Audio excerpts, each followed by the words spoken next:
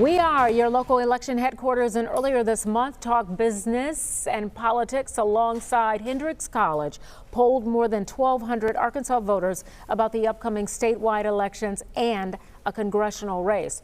Those results are being revealed this week. Yeah, and yesterday, if you were with us, we shared with you how voters are currently planning to cast their ballots for Arkansas governor. But today, we're putting the spotlight on the race for the U.S. Senate. We need to bring in the man, the myth, the legend, Talk Business host, politics host, Roby Brock joining us in studio. Let's get to it because I want to read the question that was posed in the poll as it was written. It says, if the election for U.S. Senate was being held today, which candidate would the voters select?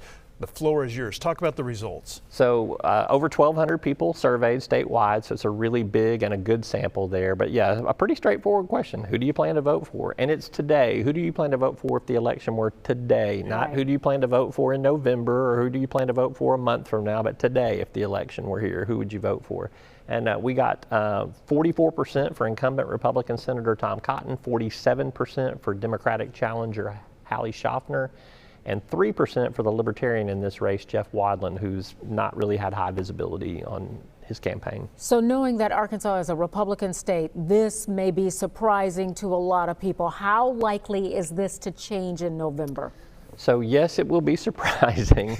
It's not unlike what we've seen in some other states, though. You are seeing some uptick for Democrats and some downtrend for Republicans because Donald Trump is unpopular nationally, and he is unpopular here in Arkansas, as we saw from our poll yesterday. So that explains some of the shift right there. What will happen between now and Election Day, though, is, I don't know, 10, 15, 20 million dollars will get spent in Arkansas on political messaging, and it will change everything. So the Cotton change some things. It'll change some stuff. I mean, these are not locked in stone, etched. This is just where the race stands today. So political messaging over the next 60 to 80 days is going to make a big difference. But as of today, it's a close race. It's a close race. So, and it's within the margin of error. Yes. But that brings in the undecided voter. Right. What did your poll show in terms of where the undecided voter stands with this? Yeah, it was only about 5%, so there's not a lot to persuade in that respect.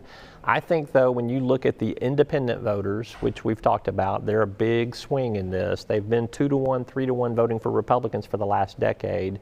In this poll, they are at 70% not voting for Republican candidates. 70%. 70%. That is very high. But I think they're voicing their dissatisfaction with the direction of the country. They're voicing their dissatisfaction with the president, who is the brand of the GOP, and I think that, but I think they're soft. I think they're still persuadable. I think you can still see them shift in their votes between now and election Before day. we go, because we're running out of time here, what goes into this type of polling? Because some, the ones who are not getting the high numbers that they're expecting, are critical of this and saying that your polling is off. Right.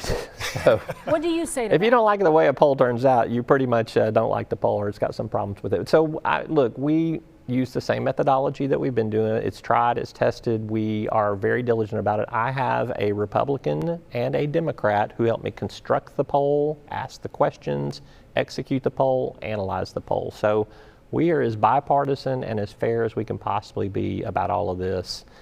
So, I mean, I hear those criticisms, but to me, it comes down to, if you don't like the results, you're going to complain about it. And you're going to stand by it. I stand by our science, yes. Okay, I've learned to do that over the years. So we've been right good to have all you the again, time. sir. Yeah, good to be with y'all. So, all right, and this time tomorrow, Roby's going to unveil the numbers in the race for Congress in the 2nd District. We can't wait. The race is between incumbent Republican French Hill and Democrat Chris Jones.